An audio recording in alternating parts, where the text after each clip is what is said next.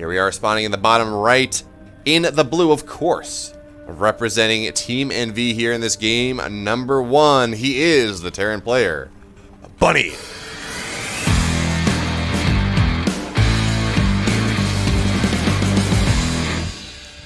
And his opponent in the upper left, in the red, for Dragon Phoenix Gaming, the one, the only, he is Ro8.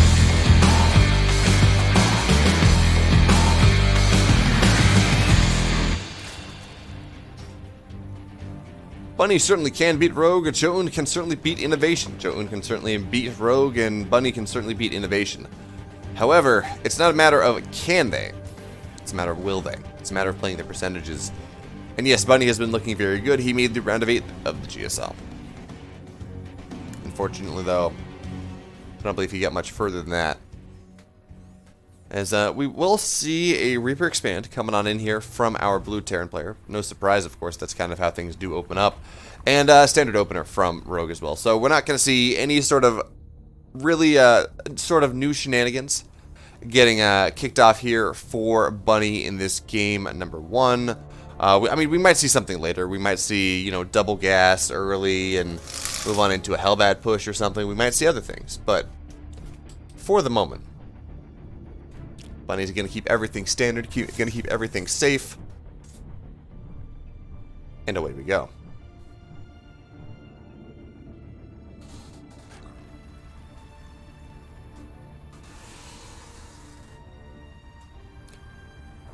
So I'm actually kind of curious as to what Bunny's approach to dealing with Rogue will be in this game. Does he just try to play a standard, straight up macro game, or does he do something a little bit more aggressive? Does he go for Hellbats? Which we did see Rogue lose 3 straight games to against TY in another AlphaX tournament that I did. I forget what it was, but TY just kind of went on in there and said, yeah, I'm going to hit you with the Hellbat timing at like 4 minutes, and you're going to die to it with a bunch of Marines and a couple Hellbats, and Rogue died to it multiple times in a row. Is Bunny will lose the Reaper.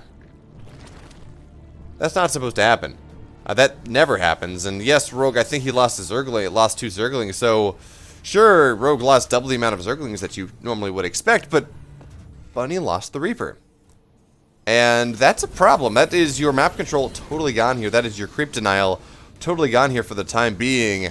So we will have Hellions on the way, Starport on the way as well. There is, of course, always the chance that this is going to be Hellbat timing. Losing that Reaper, losing that map control, it may not end up mattering. It's kind of one of those things where it's like, yeah, I don't want to lose this, but it's not going to really make or break the game.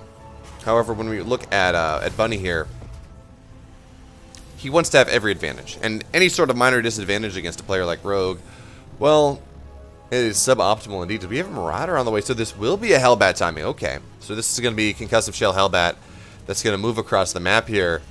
And that's going to be pretty cool. Right, this is something that Rogue has shown a weakness to in the past, but this is also something that Rogue has shown a tremendous ability to deal with in the past.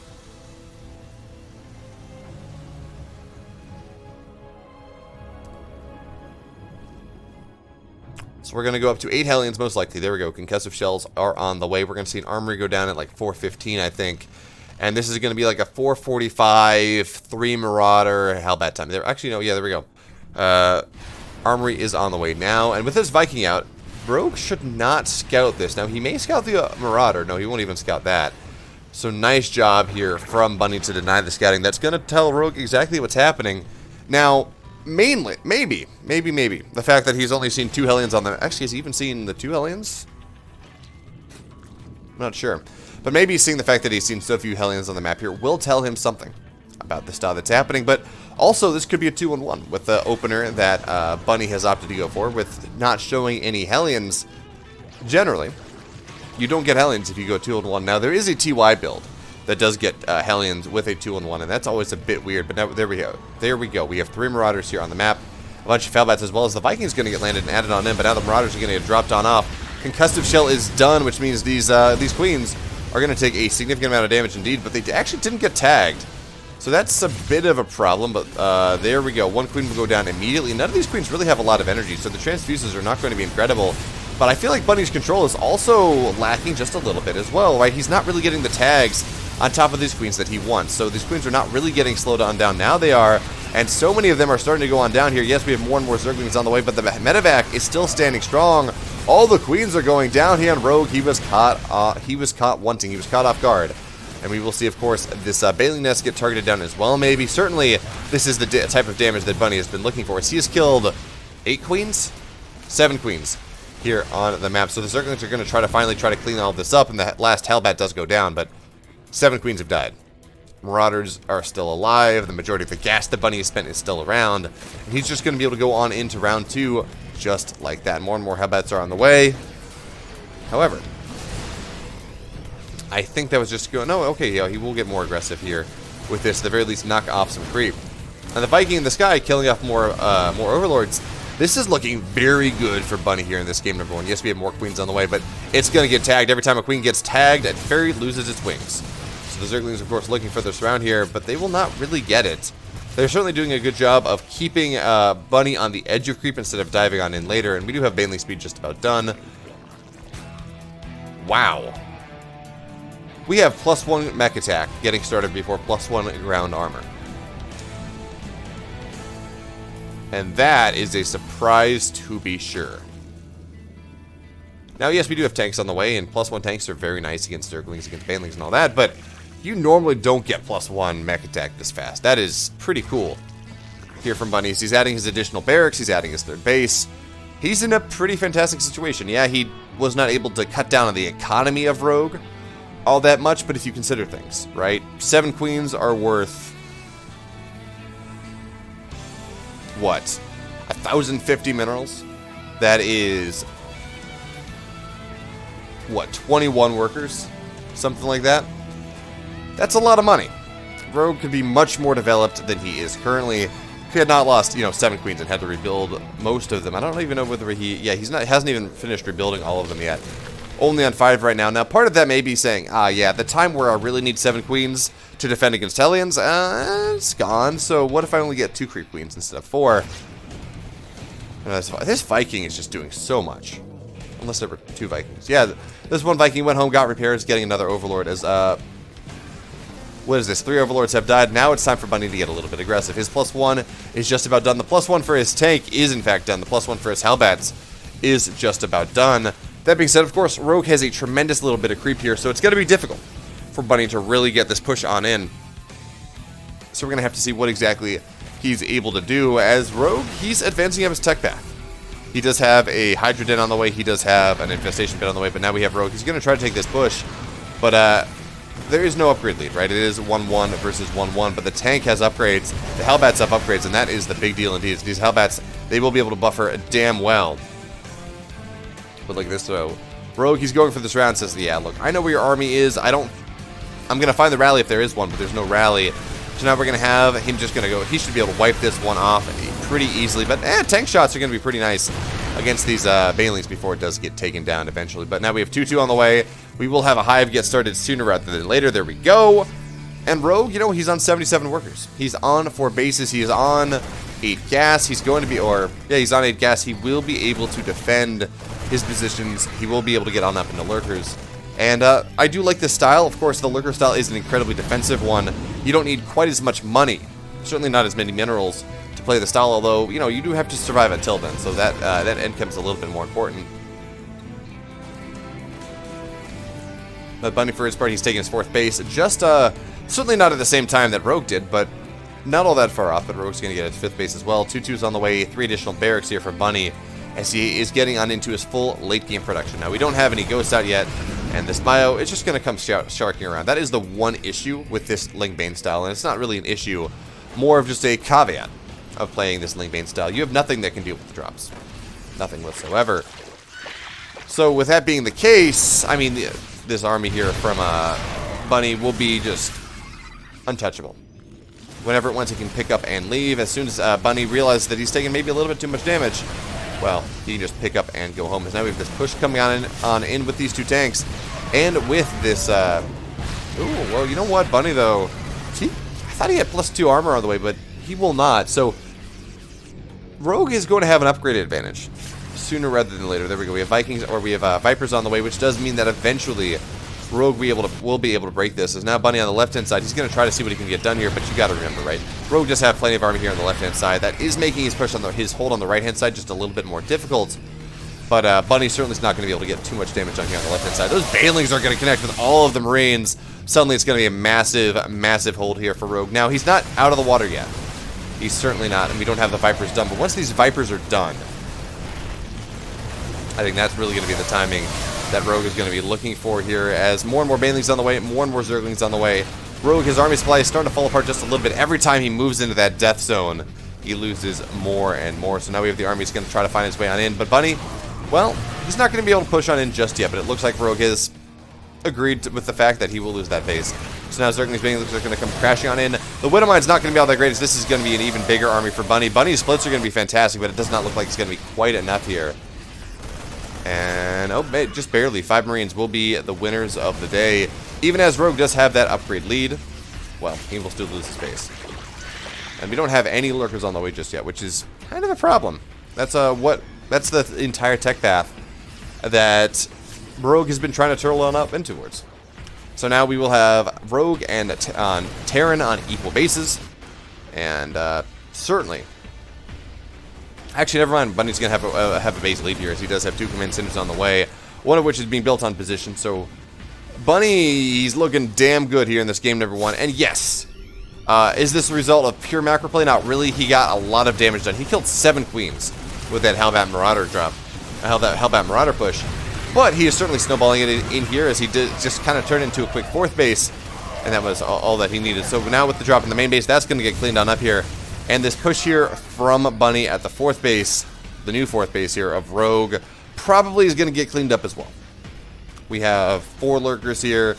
They only have +0 at the moment, but they certainly aren't going to take a lot of damage for the time being. The Liberators are going to get targeted down by these Hydras, and Rogue is going to be able to take, well, a bunch of different bases here. So now we do have the army of Bunny. It's finally going to get cleaned up on creep, but the creep spread of Rogue, well, it is developed in some areas. It's not overall developed. Just there we go. So now we will see all these Widowmines get targeted on down. And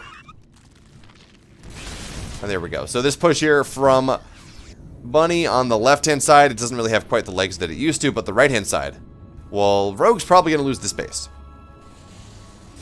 Has that upgrade lead he is so desperately been using. Well, it's not going to be there anymore. And, oh, that's going to be a kill, not even a cancel. Rogue not quick enough on the update, as he's going to lose a couple Overlords as well. So we do have a bunch of Hydras on the way, which I do like. Eventually having those Hydras does allow you to just have a more sustained army.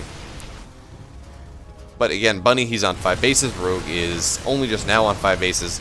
So if you look at relative income, it's been pretty far, and it's been in the favor of Bunny for at least last little bit of time here. And now we have Ghosts on the way. Terran has been able to develop his tech to an extreme extent. He's been able to build his army up to pretty much whatever he wants. This attempted expansion probably not going to be allowed to get on up here. And we do have a bunch of Hydras on the way. We do have a bunch of Lurkers on the way. It is going to be rather difficult for Bunny to continue to push on in here for the time being. But he does have Liberators. He does have Ghosts. And he will actually knock down a bunch of Hydras as well. So this push is not really going to work on out here. And now, okay, so with the Vipers here, the tanks are going to finally get on abducted. And with the Lurkers sieging on up here, it looks like Bunny thinks he has enough. He certainly does. He's going to stay on top of all these Lurkers. All the Lurkers are going to go down. And suddenly, well, what's going to defend this base? We do have Banelings on the way, of course, but Bunny can just kind of stim on back. These Overlords are just going to die or misrallied on into things. And the last 2 Lurkers are going to burrow on up, but they will go down as well. Rogue here, well, he's only down 20 army supplies, so maybe that was good for him? It felt like it was bad. I mean, losing 12 Lurkers like that is not a good deal, but the push here from Bunny on the left-hand side was cleaned on up. That being said, of course, we do have Bunny with more and more command centers on the way. He is on a lot of command centers. 2 planetaries, of course, but here's the big deal. It is, I think it's like, where's the orbitals? It's 5 orbitals, soon to be 6. Yeah, this is a very rich Terran players. We do have the Ghost sniping down on top of as many Lurkers as possible. He doesn't even really need it because there are not a lot of Lurkers here on the map on this left-hand side. The rally of Bunny is going to come crushing on in here. The Queens are going down. The Lurkers are going to get sniped down, and GG. Bunny, he's going to take game number 1.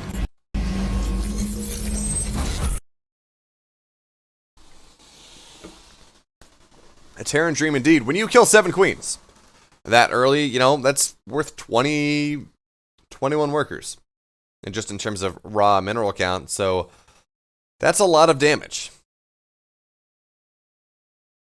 That's a lot of damage indeed. And it's hard to come back from. Rogue was not able to do so, even if he did turtle on into late game lurker style, which gave him a chance. Well, continuously taking trades on into the death zone there on the right-hand side, instead of setting up that flank that allowed him to clean it up the first time. Well, that wasn't great, on top of an already losing position. So now, well, Bunny, he's going to find himself on Oxide here for the second game, and he puts himself in a very real position of 2-0ing Rogue. Now, Rogue, of course, I always favor him in pretty much any matchup. Maybe not against like a Cyril or a Raynor, but even then I expect it to be very close indeed. And, well, we're going to have to see what exactly he has in store for us here as he tries to make his way back into this second game in the series. It is loaded up, ladies and gentlemen, boys and girls, guys, gals, non-binary pals. Let's get into game 2. Here we are, spawning the upper right in the blue. Representing Kites of Gaming, up 1-0. Give it up for Bunny.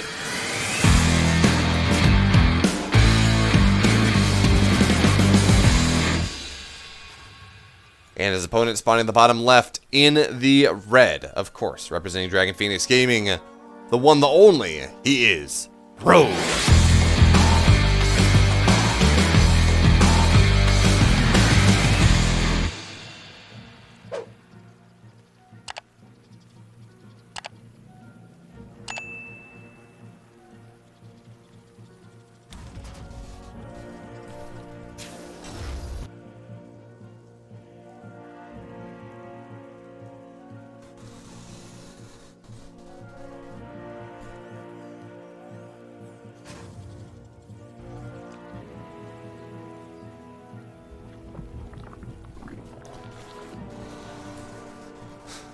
Thanks for the spoiler, Cypher, but it's fine. I'll be watching that series anyways. Looks like it was fantastic. But, yeah, that's actually a pretty cool storyline we got in the upcoming GSL finals on Monday. I don't know if they're going to do it at a special time for just the finals, but theoretically on Monday, it's either going to be the G5L. Right, it's going to be finally that gold mouse trophy for Maru, or it's going to be Rogue maintaining his streak of never losing an offline best of 7. So either way, we got history being made. Either way, Maru gets his gold mouse, and Rogue finally loses the offline best of 7. Or he shows that the Rogue ability to just never lose offline best of 7s is even more powerful than the G5L. I don't know which one it's going to be yet, but I am happy to see Maru back on top of his form. I mean, at the start of the year, yeah, by Katowice he was looking fine, but with all of his arm issues, well, certainly it wasn't the best situation there. So I'm glad that his team has gotten him the treatment and he is looking back to world-killing form once again. His life's just more fun with Maru in it. Is this Reaper? Well, it's going to hopefully not die this time, as Bunny did lose that last time, of course. As he's getting rather aggressive with this Reaper, is getting a lot of damage on all the Zerglings, but only one Zergling will go on down. And because of all the damage that he took, well, the Creep Tumor is going to get on up unimpeded.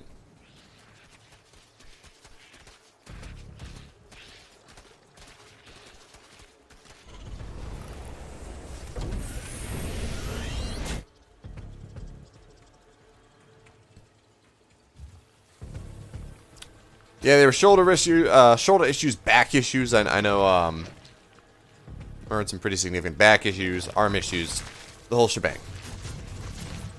The injuries from playing a lifetime of Terran at the highest of levels.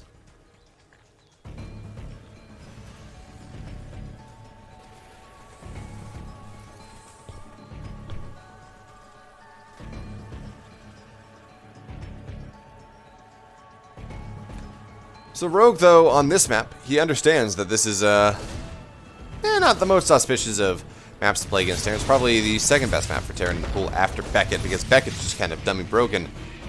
But what's he going to do, right? He is going to drop a Roach Warren here. Is he... Looks like this is macro roaches. This is going to be 1-1 roaches. Not a roach timing. He's going to have too many workers for that. But he will build some defensive roaches, and that does mean that theoretically, this opener is a lot better for Rogue than it was in game number 1, because roaches against Hellbats, I mean, good luck, right? The Hellbats aren't going to do all that much indeed, but again, this is a concussive shell Marauder Hellbat timing. Marauder's somewhat decent against roaches, but they won't have stim. So that does make the calculus a little bit more interesting. And we're just going to have to see. I mean, theoretically, Rogue's going to be in a very good spot here, as he will find the Reapers. And actually, he won't find the Reapers and Hellions. Wait, how many roaches did he make? He only made 3, and he's just pressuring with these. Yeah, it's just defensive roaches. And behind that, oh, we have a Banshee. Yeah, this is Bunny getting even more committed. We have a Banshee on the way as well. So it's going to be Hellbat, Marauder with a Banshee joining on up. That's a spooky idea indeed. Third base on the way, but it's going to be certainly not a fast third base indeed. Now we will have the Marauders, of course, trying to get dropped on top of this. But with the roaches here, the roaches actually should go on down because they can't kite whatsoever. Queens are going down as well. And what we are of course not seeing this medevac get targeted on down. The Viking on the surround as well. And Rogue, I think he's just going to get bopped. There we have it. GG Bunny. He's going to join Innovation in the winners match.